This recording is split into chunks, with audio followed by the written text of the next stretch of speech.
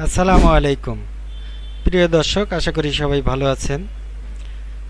এ যাত্রা আরও একটি ভিডিও আপনাদের মাঝে উপহার দিতে আসলাম। আপনারা দেখছেন যে আমি একটি মোবাইল ফোনের কাজ করছি। মোবাইল ফোনের মডেল নাম্বার স্যামসাং M32। এই ফোনটির একটি বিশেষ সমস্যা যেটা আপনাদের মাঝে আমি তুলে ধরার চেষ্টা করেছি। এই সেটটিতে মূলত টেম্পারেচার ইরোড দেখিয়ে সেটটি বন্ধ হয়ে যায়। কী ধরনের প্রবলেম আছে আমি সেটা আপনাদের বুঝিয়ে দিচ্ছি। স্ক্রিনের দিকে আপনারা লক্ষ্য করুন যে দুটি তীর চিহ্ন, এখান থেকে এখানে একটি পয়েন্ট আছে যেটা আপনার সিগন্যালের কাজ করে। এটা যদি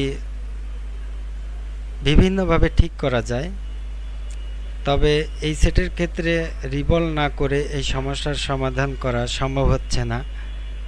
তাই আমি ফোনটি রিভলভ করতে যাচ্ছি। এখানে ডিভাইডেড সার্কিট যে লাইনগুলি আছে সম্পূর্ণ ভালো আছে, অন্যদিকে থার্মাল যে রেজিস্টর আছে এগুলিও সম্পূর্ণরূপে ভালো আছে, কিন্তু তবু সেটটা এই থার্মাল ইরোর দেখিয়ে বন্ধ হয়ে যায় এবং চার্জ নেয় না। এই সমস্যার সমাধানের জন্য ভিডিওটি তৈরি করছি যাতে আপনারা অনায়াসে এই ভিডিওর সকল কিছু শিখতে পারেন। তো মনোযোগ দিয়ে ভিডিওটি দেখতে থাকুন। প্রথমত আমি সিপিইউটি তুলে নিচ্ছি, কেননা সিপিইউর নিচে যে ডিভাইডেড সার্কিটের লাইন আছে সেটা মিস পাওয়া যাচ্ছে। তো সেক্ষেত্রে আমি সিপিইউ রিভলভ করে এই সমস্যার সমাধান করার চেষ্টা করব।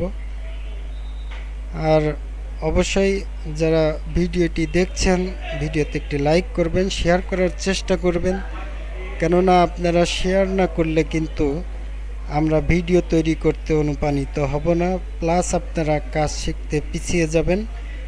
যারা নতুন টেকনিশিয়ান তারা অবশ্যই মনোযোগ দিয়ে দেখতে থাকুন। আমি এই মুহূর্তে সিপিইউটি তুলছি।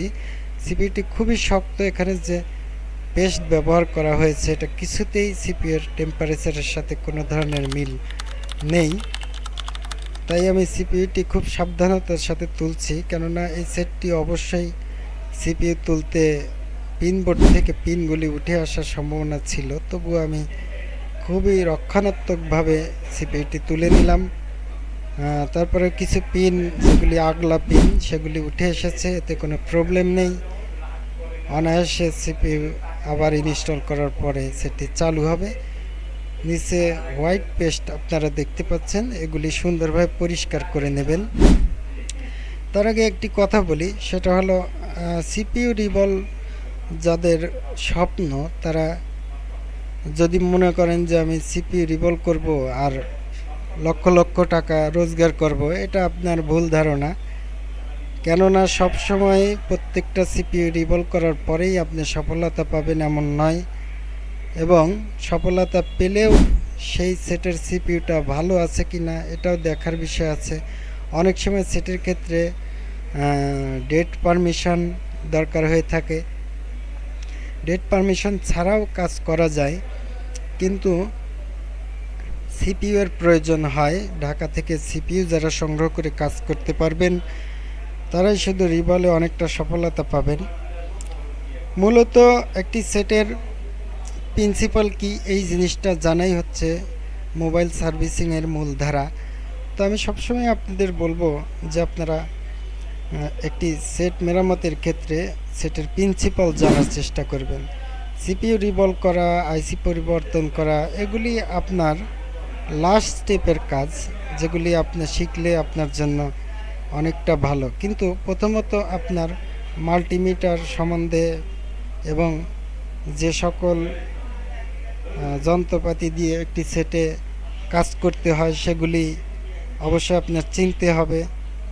নিজের কাজ করার ক্ষেত্রে ভালো মন্দ বুঝতে হবে যে আমি এইটা দিয়ে কাজ করে ভালো ফিল করছি, তাহলে অবশ্যই আপনারা সেই ধরনের জিনিসপত্র তৈরি করে নেবেন, তাহলে ভালো করে আপনারা কাজ শিখতে পারবেন। তো দেখতে পাচ্ছেন আমি সিপিইউর কাজটি প্রায় শেষের দিকে। তো এই ভিডিওতে আমি যে বিষয়টি বোঝাতে চেয়েছি সেটা হলো যে শুধু একটি ডিভাইডেড সার্কিট নষ্ট হলেই যে ডিভাইডেড সার্কিটের সব কিছু পরিবর্তন করলেই যে সেটটি টেম্পারেচার ইরর চলে যাবে এমন নয়। টেম্পারেচার ইরর চলে যেতে অনেকটা মাথা ঘামানোর ব্যাপার আছে। সেক্ষেত্রে আপনাকে ডিভাইডেড সার্কিট সম্বন্ধে পড়তে হবে, কিভাবে এখানে টেম্পারেচার সেকশনটি তৈরি করেছে কোম্পানি। তো আমি ড্রয়িংয়ের মাধ্যমে টেম্পারেচার সেকশনটা আপনাদের দেখিয়ে দেবার চেষ্টা করব সম্পূর্ণভাবে। এই M32 কিভাবে ড্রয়িং হয়েছে সে বিষয়টি আপনারা স্ক্রিনে এই মুহূর্তে দেখতে পাচ্ছেন যে কিভাবে ড্রয়িং হয়েছে, কোথায় থেকে কোথায় কোন লাইন গিয়েছে সম্পূর্ণ আমি কিন্তু এই ভিডিওতে দিয়ে দিয়েছি। এই বিষয়টি আপনারা পরিমাপ করে কাজ করলে অবশ্যই এই ডিভাইডেড সার্কিট সম্বন্ধে আপনাদের অনেকটা ধারণা আসবে। এই সেটের ডিভাইডেড সার্কিটটা একটি গুরুত্বপূর্ণ বিষয়, কেননা এখানে যে রেজিস্ট্যান্স ব্যবহার করা হয় এই রেজিস্ট্যান্সগুলি কিন্তু যে কোনো একটি নষ্ট হয়ে গেলেই কিন্তু আপনাদের এই সংকেতটি আসবে। আর এই সংকেতটি আসার জন্য কিন্তু আপনাদের খুবই বুদ্ধি খাটিয়ে কাজ করতে হবে, নাহলে কিন্তু সেট ডেড হয়ে যাওয়ার সম্ভাবনা থাকে। তো ডিভাইডেড সার্কিট কি এই বিষয়টি আশা করি আপনারা এই ভিডিওর পিকচারের মাধ্যমে আপনারা বুঝতে পারলেন। তো এই ডিভাইডেড সার্কিটটি আপনারা যদি সঠিকভাবে পরিমাপ করতে পারেন তাহলে টেম্পারেচার ইরর স্যামসাং সেটের ক্ষেত্রে যে বিষয়টি আছে সেটা বুঝতে পারবেন। ডিভাইডেড সার্কিট মূলত সকল সেটেই থাকে। এটার কাজ হচ্ছে কোথাও যদি অতিরিক্ত গরম হয় তাহলে সিপিইউকে সিগন্যাল দেওয়া যে সেটের কোথাও গরম হচ্ছে, তখন সেটটি অটোমেটিকলি বন্ধ হয়ে যাবে।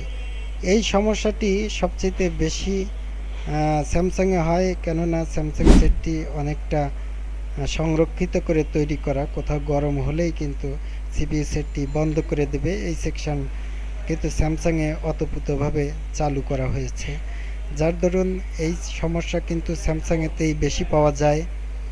অন্য ভিভো, অপো, রিয়েলমি সবটাতেই থাকে, কিন্তু সেটা সিপিইউতে থাকে বেশিরভাগ এবং চার্জিং আইসির কাছে থাকে। এই জন্য বোঝা যায়। আমি অবশ্যই আপনাদের দেখাবো যে ডিভাইডেড সার্কিটে কোন পার্টসটি কাজ করে। এখন এই মুহূর্তে যে পার্টসটি আপনারা দেখতে পাচ্ছেন এই পার্টসটি কিন্তু ডিভাইডেড সার্কিটের টেম্পারেচারের সংকেত কিন্তু সিপিইউকে দিয়ে থাকে। অবশ্যই আপনারা এই পার্টসটি চিনে রাখুন। এটা 1.1